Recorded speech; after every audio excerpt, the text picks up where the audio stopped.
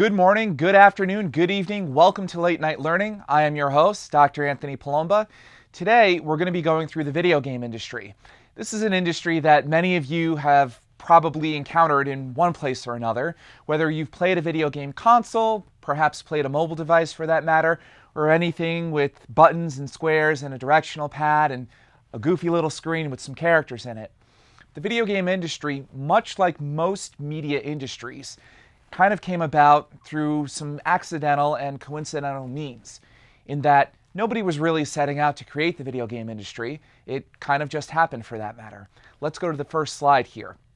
And so, carefully looking at this, and I know that there's a bit of jargon here and the chart might not be too easy to read, but if we carefully look at the bottom, that's what's most critical here.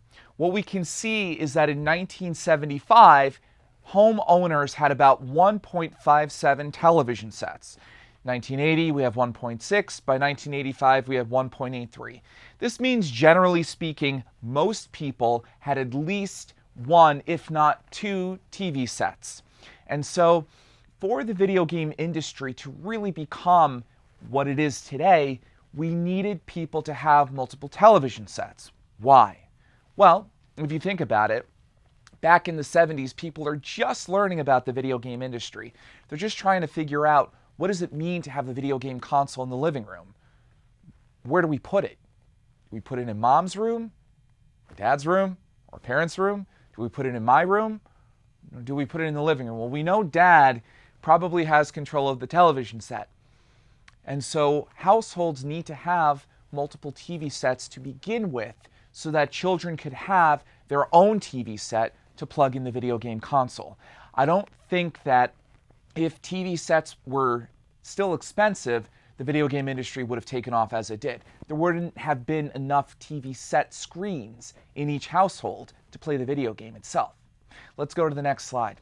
So in the beginning, we have a few defense contract engineers working on visual games, if you will. Most of them are working for the government at the time, and so one inventor in particular, Ralph Baer, who we recently lost a few years ago, created the first video game that used a television set. It was created at Sanders Associates, and he was over there, and he actually created a ping pong game during the mid-60s, and you guys probably recognize it on the screen in that photo. And so Ralph Baer would later create the Magnavox Odyssey, which was the first video game console. So in the early 70s, we start having these video game consoles appearing. And we also have video game arcades appearing as well. Let's go to the next slide. So with video game arcades, as we know, even though we don't have as many arcades as we used to have, growing up, I could remember going to video game arcades in West Harrison, which is about a short drive away from here. You could play Street Fighter, you could play Mortal Kombat. There were a whole host of video games that you could play.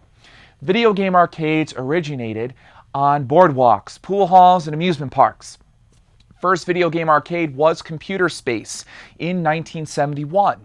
Now, the video game arcade is the distant cousin of pinball machines. It's kind of the first iteration of amusement. And pinball machines, of course, made their debut at amusement parks and carnivals and things of that nature. However, here in New York City, amusement parks attracted money laundering and other criminal activities. And in fact, pinball machines were deemed part of this. And so pinball machines were in amusement parks, there was shady business going on in amusement parks, and as a result, people became very skeptical of pinball machines. And in fact, in New York City, they were illegal in the 1930s through the 1960s. However, while this was eventually repealed, this still left a really bad aftertaste, making many suspicious of video games and video game arcades. Let's face it, if you're skeptical of pinball machines, and if you think that there's criminal activity afoot, you're going to be just as skeptical of video game arcades. So these arcades, although flashy, shiny, and beautiful, were not necessarily embraced by everybody at first blush. Let's go to the next slide. The emergence of Atari. In 1972, Atari does come into existence in California. By 1977, the Atari 2600 was introduced. And at this point, we really have the first mainstream notable video game console. The controller was more sophisticated than past controllers. And I know that you can kind of see the controller in that picture. Yes, there's a joystick, that odd stick in the middle, and then you have one button. Believe it or not, this was a major, major innovation from what the Magnavox Odyssey could offer. This offered players the ability to kind of turn 360 degrees. Granted, it's something that we take for granted today, but it was a major, major innovation at the time. Now, something else that came along in the sale of video game consoles was also the notion of, do we package a video game console with a video game? If so, what? Now, this is actually the first opportunity for a video game console parent company to not only educate users on how to play the video game, but also what it means to own the video game console. What's the first impression we want to give consumers? Do we package it with a combat video game? Or maybe do we package it with a Pac-Man video game?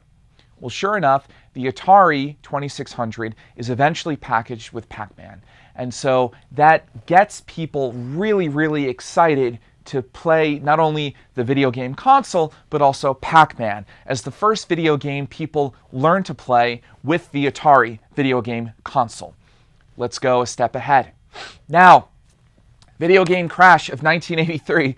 Most people don't know this, but in fact, there was a crash in 1983. What happened? What were the antecedents of this? Well, for one thing, the arcade business begins to slow down in 1982. At this point, arcades have flourished and they've spread all over the place. Problem is, they're in all of the restaurants that you've ever been to, they're in all of the laundromats that you've ever been to, and they have kind of oversaturated the market. There are just too many video game arcades. Second, we also have a problem with video game consoles. Fact is, we had some video game consoles that were made by Mattel. Now, that's not a problem because Mattel's video game console had prepackaged video games in it. But we also have some video game consoles that use cartridges, those little square discs within kind of a bundle in which you can plug in. But then we also have some video game consoles that don't need video games. So between all of this, consumers don't really know how to navigate the terrain. If I buy this video game console that requires cartridges, does that mean I need to spend more money than purchasing a video game console that comes preloaded with maybe one game, maybe two games? There's customer confusion. And so on top of this, we have not only just 12 consoles in the marketplace that are of varying qualities and standards, but we also have people making video games that probably have no business making them. We have Quaker Oats making a video game as well. And we have a dog food company making a video game. If we go back to that slide, you can see in the photo we have Chuck Wagon being made by a dog food company. And so the problem here is that we don't have any standardization. There's no standardization amongst video game console companies and video game companies themselves. There's really no discussion between the two, and so quality is all over the place in the video game marketplace. And so customer confidence dwindles and there's a crash. And so many people have written off the video game industry as just kind of a flash in the pan, a misnomer at best, and something that will never, ever resuscitate itself back into the marketplace. However, there is one Japanese company that says we can fix this and says that perhaps we can reinvigorate the video game marketplace because there was just lost potential there, but there was still an opportunity to create a huge industry that people could get engaged in with interactive entertainment. And so Nintendo, or Leave Luck to Heaven, was a playing card company, and it had started at about 1889.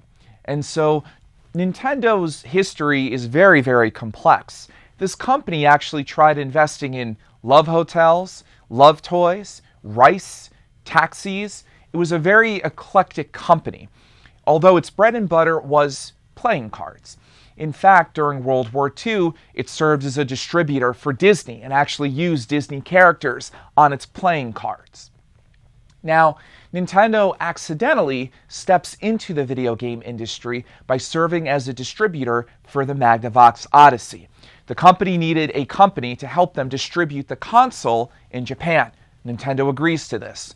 So, as you can imagine, Nintendo is in Japan looking at all of this and saying to themselves, perhaps we can also distribute video game consoles. Maybe we can even invent one. Let's look at the next slide. So sure enough, Nintendo comes about. In 1983, they released the Famicom, or Family Computer, which is the cousin of the NES, in Japan. 1985, we have the now famous black, white, and gray, and red Nintendo Entertainment System, packaged along with Super Mario Bros. Now, if we look at the consoles there, it's very interesting what they've done with the American version. The American version, different from the Japanese version because the Japanese flag is white and red, so it makes sense to be emblematic of their own country. The NES is black, white, and gray. That's very interesting. What else is black, white, and gray? Well, if we think of the living room, we have VCRs at the time. We have TV sets as well that are black, white, and gray. And so it also serves as a way to blend in and demonstrate that it belongs in a living room. Kind of a subtle thing, but very, very intelligent on behalf of Nintendo's marketing team.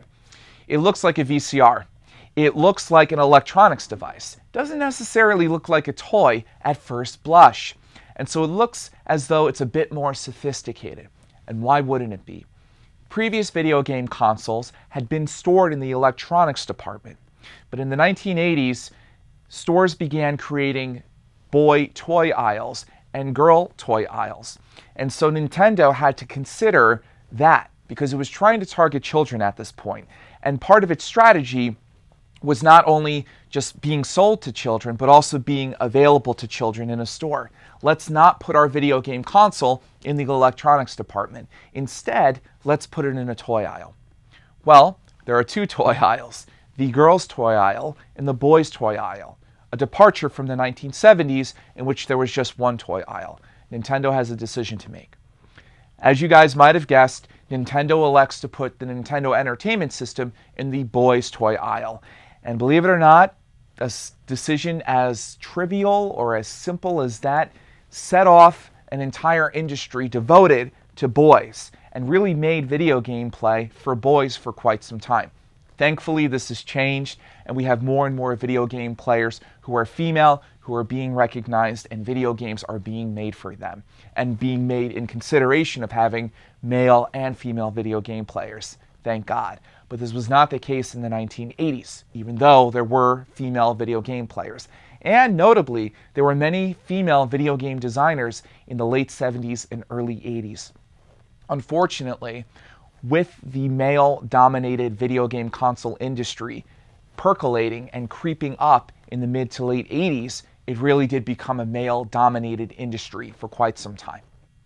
If we go back to the slide on Nintendo, what we do see is that the Nintendo console becomes the most dominant video game console of the 1980s, and I would even say through the mid-1990s, although competition does come. If we go to the next slide. Sure enough, Nintendo was dominant for quite some time, but there were a few years in the 1990s, early 1990s, in which Sega surmounted an impressive challenge to the Nintendo juggernaut. And so a few things were going on here. As you can see with Super Mario World, which was packaged with the Super Nintendo system, Entertainment System, which came about in the early 1990s, Mario looks colorful, sweet, kind, nice. But then we look at Sonic.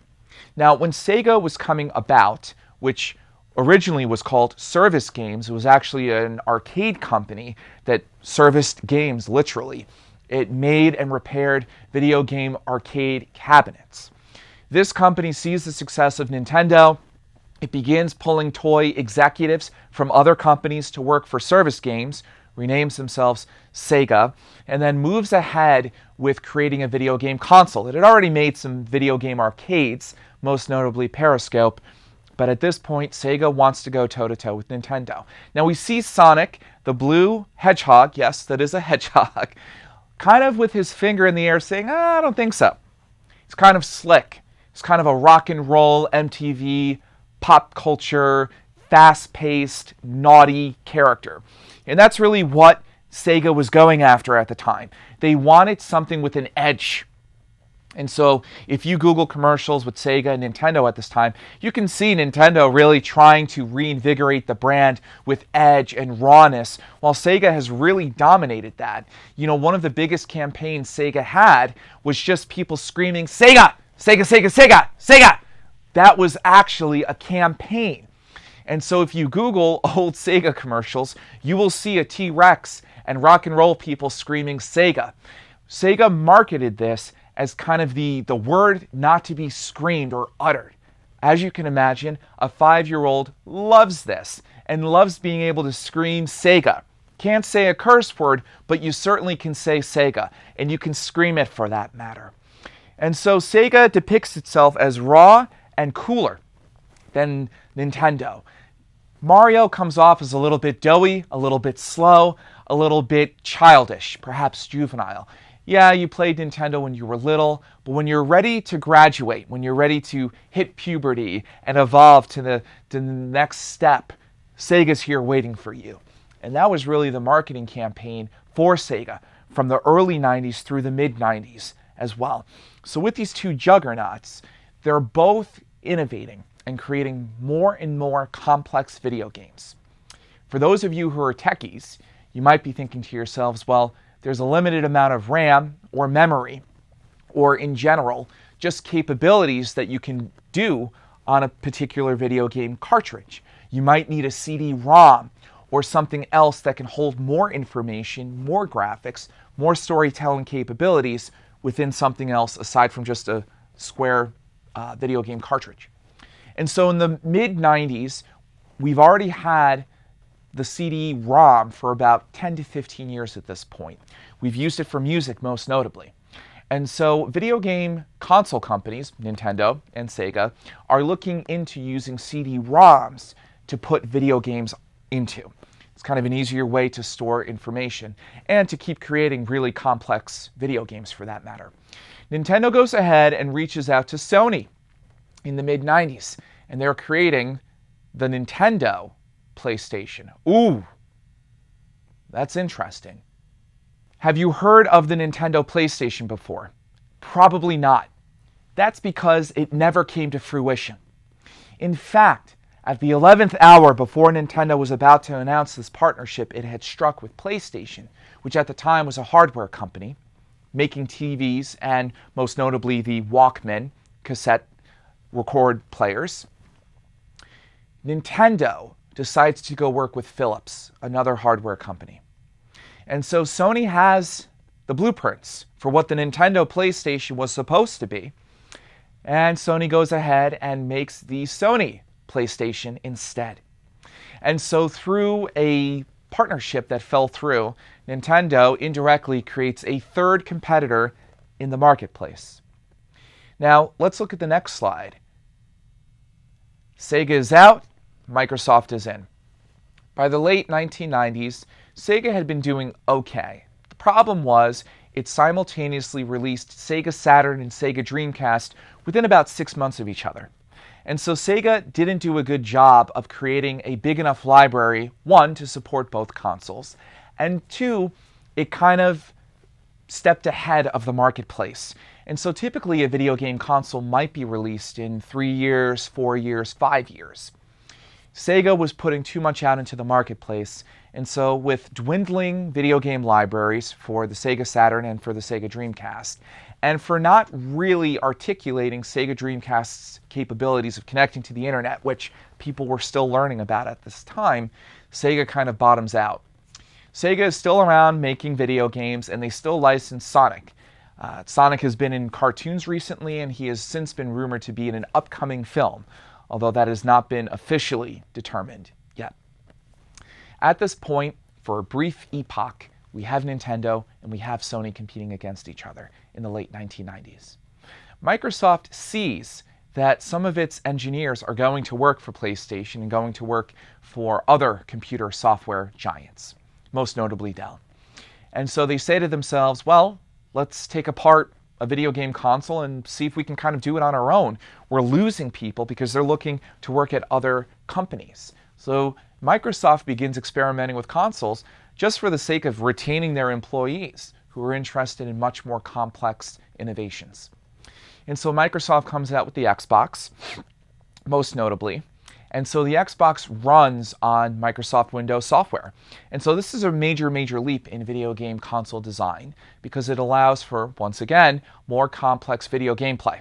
Most notably from the Microsoft line of Xbox consoles is Halo, a video game that needs no introduction for those of you who have played any kind of video game, for that matter, on a video game console. Its reputation as a shooter video game has skyrocketed its sales into the tens of millions throughout its 4, 5, or 6 installations.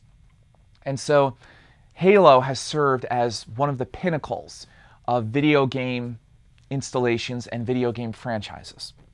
Let's go to the next slide. And so what we can see here is the $60 video game.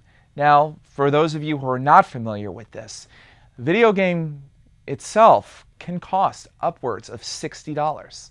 So let's break down this pie chart. We can see in the blue that we have the retailer margin. $15 goes to the retailer. So if Walmart or Target, GameStop sells a video game, they get $15. $7 in the green goes to returns. Well, that's interesting. Why would $7 go back for returns? Well, for people who sell back video games or return video games, they need to be repackaged. The plastic has to go all over the video game console box or cartridge box for that matter. It needs to be repurposed. It needs to be clean. So it can be very costly to actually repackage a returned video game and put it back on the shelf. $4 goes to the distribution, the cost of goods. That's for your shipping. We have to ship Halo video games or Super Mario video games to Seattle or to Austin, Texas for that matter. In the gray, we have the platform royalty. Platform royalty goes to Nintendo, Microsoft, or Sony. After all, video game publishers wind up paying Nintendo, Sony, and Microsoft the privilege of allowing them to have their video games playable on these consoles. So parent companies of video game consoles get their fair share. Now in the yellow, as you might have guessed, that $27 goes to Activision, Capcom, Ubisoft, and all of the other video game publishers who actually create the video games. These are the video game designers, the publishers, the writers, the directors, the people who actually make the video game itself. So they get a pretty hefty chunk of the video game revenue. Let's go on to the next slide. The video game industry. A lot of people might be thinking to themselves, well, is this really lucrative? Is there really a lot here in the video game console industry? Well, believe it or not, there is. If we take into account PC, social media, handheld, and mobile, video game industry, as of 2014, is worth about $65 billion worldwide. Now, we're in 2018 as of this airing, but this is still a monumental industry and a terribly rich one at that. Bear in mind the Hollywood industry domestically in the United States is only about $10 to $12 billion. Globally, the movie industry is about $30 billion. That means the video game industry is at least double what the film industry brings in. Pretty incredible to think about. Console leads with 42% global consumer spending. 42% of consumers out there have spent some sort of money on video game consoles. You can see in the most right bar, the video game industry has a $12.1 billion profit. And over on the left, that green square, over 1 billion people play games worldwide. Now, the global population sits at about 7 billion people or so, give or take. That means about 1 out of every 7 people have played a video game. Facebook profiles are fastly approaching that number. But past that, there really isn't any other medium that has such worldwide appeal, that has been embraced so much so, aside from TV, radio, and newspaper.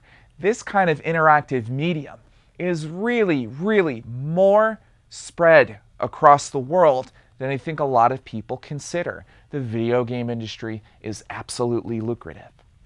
Let's go to the next slide.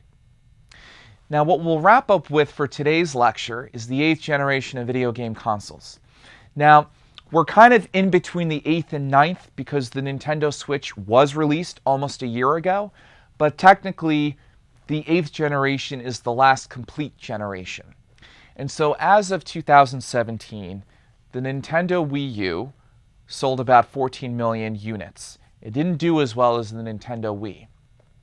The Xbox One sold about 30 million global units, and the PlayStation 4 sold about just under 63 million units. Now, the interesting thing here to note is that Nintendo Wii was meant to not compete with the Xbox or PlayStation. That's why there was motion capturing, for that matter. The Xbox One marketed itself as an integrated television and video game platform, kind of a new system. It wanted to depart from being called a video game console. As you can imagine, this upset a lot of hardcore and determined video game players, believing that the Xbox One really wasn't marketed to them. It was marketed as a mainstream console. As you can imagine, at first blush, a lot of people did not play the Xbox One or buy it. Differently, the PlayStation 4 marketed itself as the video game player's console. As you can see from the 8th generation of video game consoles, the Nintendo Wii U sold about 14 million global units. Now, the Nintendo Wii U is very interesting because, similar to the Wii, it was meant to be a mobile and engaging video game console. The problem with the Wii U, as you can see from the box, is that it looks like it's just a tablet. And in fact, this was a marketing mistake on behalf of Nintendo. The Nintendo Wii, differently, was marketed as a motion capturing kind of video game console. And so the Nintendo Wii U did not do as well as the Wii. Differently, with the Xbox One, it was initially marketed as an integrated television, video game, radio, all-in-one system. And so consumers could use it for just about anything: watching TV, watching films, playing video games. It was meant for kind of a mainstream console.